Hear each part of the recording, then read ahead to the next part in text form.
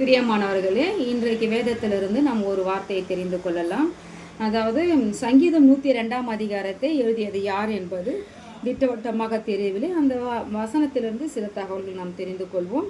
அதாவது பார்த்தீங்கன்னா, இது வந்து தாவீது எழுதியிருக்கிறார் அப்படின்னு சொல்லிட்டு பலர் சொல்கிறாங்க. ஆனால் ஒவ்வொரு வசனத்தின் அதிகாரத்தின் மேலே தலைப்பில் வந்து போட்டிருக்கோம். இது தாவீதின் சங்கீதம், ஆசாபின் சங்கீதம், கோராகின் சங்கீதம் அப்படின்னு சொல்லிட்டு போட்டிருக்கோம். ஆனால் இதில் வந்து எதுவுமே போடலை. என்ன போட்டிருக்குன்னா, துயரப்படுகிறவன் துக்கத்தில் மூழ்கி கர்த்தரிடத்தில் தன் வியாகுலத்தை தெரிவித்து செய்யும் விண்ணப்பம் அப்படின்னு போட்டிருக்கு. அப்போது ஒரு தனிப்பட்ட மனிதன் வந்து என்ன பண்ணுறாருன்னா, தன் துக்கத்தால் வந்து கர்த்தரிடத்துல வந்து அவன் என்ன பண்ணுறான், வியாகுலத்தோடு வந்து ஒரு விண்ணப்பத்தை பண்ணுறான்.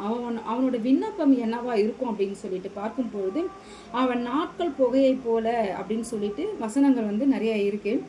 ஆனால் இருந்தாலும் அவன் எதை குறித்து அவன் வந்து இந்த வார்த்தைகளை சொல்லியிருக்கிறான் என்று பார்க்கும் பொழுது, அவன் வந்து சியோனின் கர்த்தருடைய நாமத்தையும் எருசலேமின் அவருடைய துதியையும் பிரஸ்தாபப்படுத்துங்கள் அப்படின்னு சொல்லிட்டு இந்த 102வது சங்கீதத்தில் 22வது வசனம் சொல்லுது. அப்போது சியோன் அந்த ஆலயம் இருக்கு இல்லைங்களா, சாலமோன் கட்டின ஆலயம் 2ஆம் நேபுகாத் நேச்சர் மன்னரால் இடிக்கப்பட்டு அந்த இடத்துல வந்து ஆலயம் இல்லாத போது அவன் அந்த ஆலயத்திற்காக தன் துயரப்பட்டு அவன் என்ன பண்ணுறான்னா, கர்த்தரிடத்துல ஒரு விண்ணப்பத்தை வந்து அவன் ஏறெடுக்கிறான்.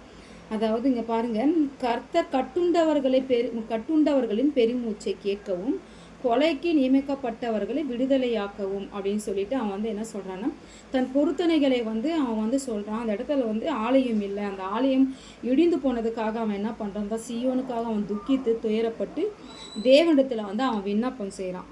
அப்போ இன்னும் நம்ம வந்து இந்த அதிகாரத்தை வந்து இந்த சங்கீதத்தை யார் எழுதியிருக்க கூடும்னா, அந்த ஆலயம் இடிக்கப்பட்ட பிறகு இருந்த ஒரு ஆசிரியராக தான் இருக்கக்கூடும் அப்படின்னு சொல்லிட்டு நம்ம தெரிந்து கொள்ளலாம். யார் என்று நமக்கு தெரியவில்லை.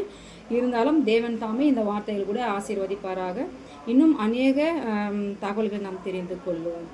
ஆமீன்.